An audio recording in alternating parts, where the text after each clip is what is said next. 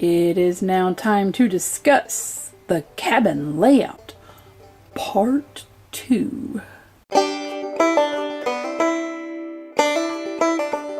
Alright folks, original layout, what the cabin looked like when we bought it, just for a recap, current layout with the washroom addition there on the back.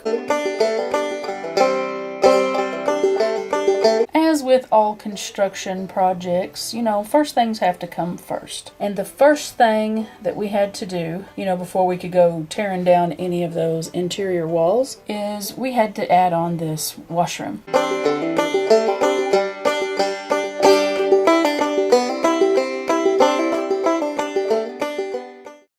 Now, I don't know if you noticed or not, but right here next to the door, it says washer and tub. It doesn't say washer and dryer. The reason for that is because I use a wringer washer and I dry my clothes on a line.